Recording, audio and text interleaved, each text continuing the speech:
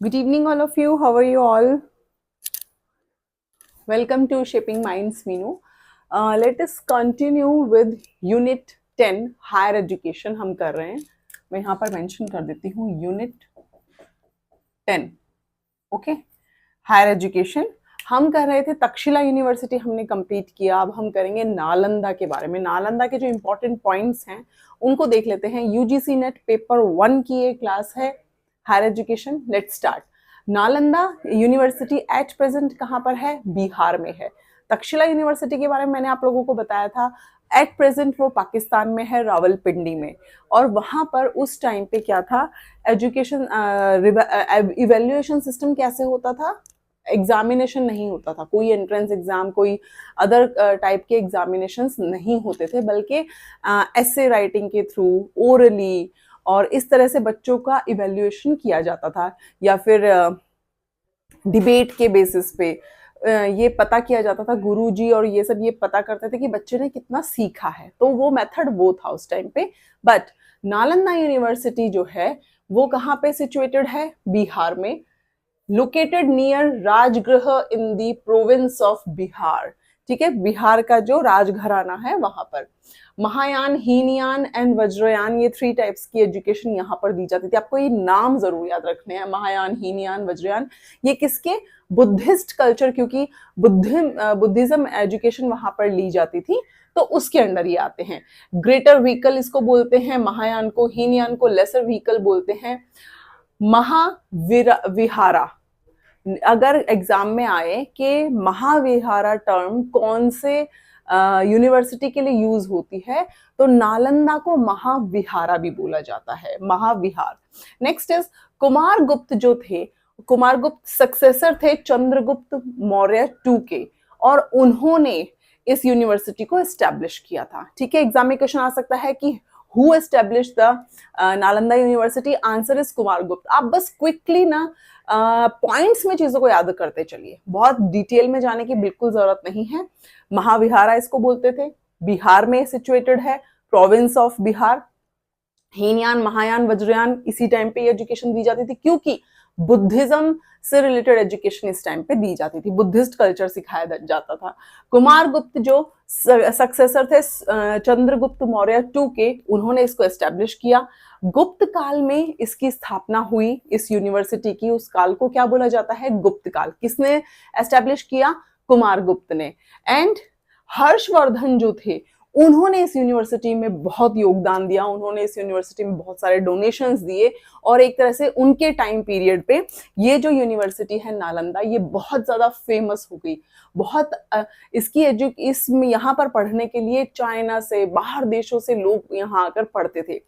जिस टाइम आज के टाइम पे हम लोग देखते हैं ना कि ऑक्सफोर्ड यूनिवर्सिटी में अगर किसी का एडमिशन हो गया तो बहुत बड़ी बात होती थी, उसी तरह से उस टाइम पीरियड में जो नालंदा यूनिवर्सिटी है वो उतनी ही फेमस थी जितनी आज के टाइम पे ऑक्सफोर्ड या लंदन स्कूल ऑफ इकोनॉमिक्स जो है, उस टाइप का पूरा इसका स्टैंडर्ड था.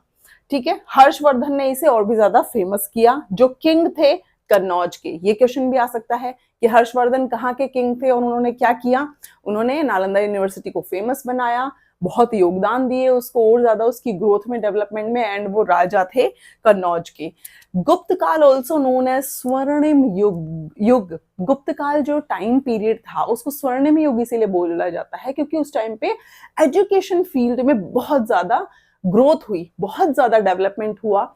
एजुकेशन पे बहुत ज्यादा फोकस था कि एक लर्नर को हर फील्ड में अच्छा होना चाहिए.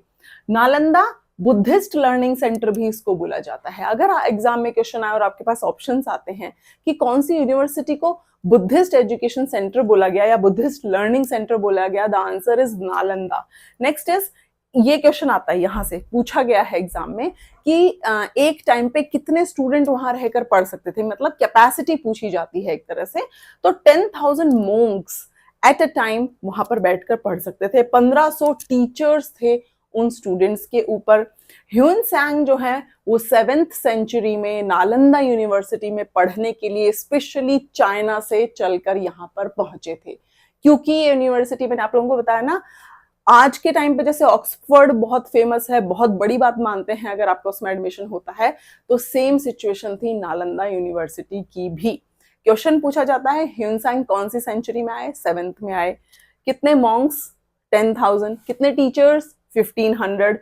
ही वॉन्टेड टू लर्न बुद्धिज्म, और वो यहाँ पर क्यों आए थे, वो बुद्धिज्म की एजुकेशन लेने के लिए आए थे। क्यों? क्योंकि बुद्धिज्म लर्निंग सेंटर बोला जाता था नालंदा यूनिवर्सिटी को। नालंदा को रिनोवेट किया गया, एक तरह से दोबारा से इसको स्टार्ट किया गया, कब, 2010 में। और इसे क्या बना दिया गया है, इसे बना दिया गया है सेंट्रल यूनिवर्सिटी ऑफ बिहार। ये याद रखिए, 2010 में इसको दोबारा से रिन्यूएट करके स्टार्ट कर दिया गया है इस यूनिवर्सिटी को, नालंदा यूनिवर्सिटी को। और इसमें कोलैबोरेट, यानी इस यूनिवर्सिटी को, क्योंकि इतना खर्चा, इतना मेंटेनेंस, बहुत सारी चीजें, किस तरह के प्रोग्राम्स होंगे, कैसी एजुकेशन होगी, उसमें जो आउट ऑफ द कंट्री है उन लोगों ने भी बहुत कोलैबोरेट किया है। दैट मीन्स बहुत योगदान दिया है, एक तरह से फाइनेंशियल हेल्प भी की है, हर तरीके से हेल्प की है। उन कंट्रीज के नाम याद रखने बहुत जरूरी हैं। उसमें आते हैं Japan, China, Thailand, Laos, Singapore and Australia. ये जो कंट्रीज हैं कितनी हैं, 1 2 3 4 5 6, टोटल 6 यूनिवर्सिटीज हैं, टोटल 6 कंट्रीज हैं जिन्होंने नालंदा को दोबारा से स्टार्ट करने में बहुत योगदान दिया था। Japan, China, Laos, Singapore, Thailand and Australia. ये नाम आपको जरूर याद रखना है क्योंकि इससे क्वेश्चन आ सकते हैं। गुप्त काल को स्वर्णिम युग बोला गया क्योंकि एजुकेशन सिस्टम पे बहुत ज्यादा फोकस दिया गया था। Please do like, subscribe and share my YouTube channel. अगर कुछ भी समझ में नहीं आता है तो कमेंट सेक्शन में आप लोग मैसेज जरूर कर सकते हैं। Thank you, bye bye and take care.